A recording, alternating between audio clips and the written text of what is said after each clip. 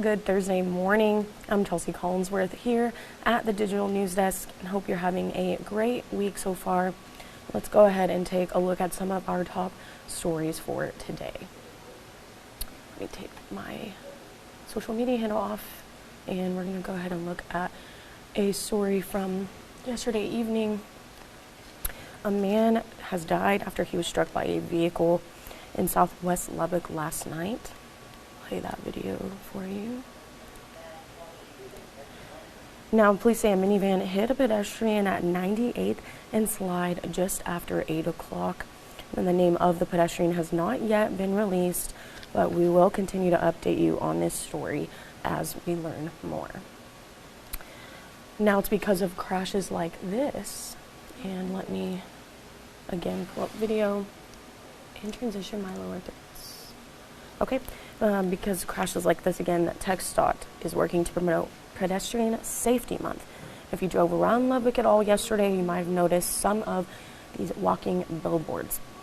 They're reminding drivers and pedestrians for this very reason to watch out for one another on the roads. Now, TxDOT says October had the highest number of crashes involving pedestrians last year, and pedestrian deaths in Texas have climbed nearly 30% over the past 5 years. All right, we're going to go ahead and now take a look at our local weather. Let me transition to our website here.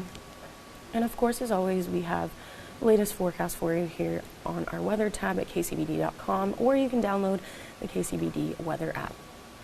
So here's today's forecast. I'm really enjoying Colin's headline, Cold Front Ahoy. So it's an incoming cold front will drop temperatures overnight. Let's go ahead and take a look at the 7-day. All right, and gotta keep pulling up my lower thirds and transitioning. But again, an incoming cold front. Temperatures could drop overnight tonight. Highs today reach the upper 80s. But with that cold front coming in, cooler temperatures expected through the weekend. So lower 70s Friday, Saturday, Sunday. We could see mid 70s. And if you're headed to the Tech game this Saturday, probably a good idea to layer up. I know I'll be there and gonna make sure I layer up as well. And so again, mid 70s expected through next week. And you can again get the latest forecast here at kcbd.com or by downloading the KCBD weather app. All right, and then we do have a follow-up story on the recovery efforts in Matador. They saw a tornado nearly 4 months ago. All right, there's that. So yes, nearly 4 months later, the community of Matador still cleaning up after that tornado tore through part of the city. Now, it was back in June. Now the city's mayor says they still need assistance from the state.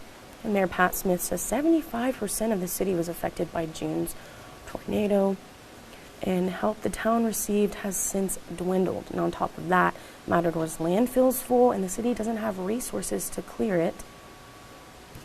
Now, Smith is calling now on the federal government to provide the assistance that they need. And if you'd like to help with recovery efforts, we have information about the Matador Relief Fund at kcbd.com. And I can go ahead and show that to you guys right here on our homepage. Get that to load. All right, so we have the story for you here on our homepage. And if you just scroll all the way down, we do have a link to relief efforts there. All right, so we're gonna go ahead and talk about sports. It's a very exciting matchup. The Astros defeated the Minnesota Twins 3-2 last night in Game 4 of the ALDS. They will now face a familiar opponent with the World Series trip on the line. It will be an all-Texas matchup as Houston gets ready to face the Texas Rangers. Game 1 of the ALCS is set for Sunday at Minute Maid Park. So I'm definitely going to be watching that on Sunday. All right, well, that is all I have for you today. Let me head back to the camera. Okay.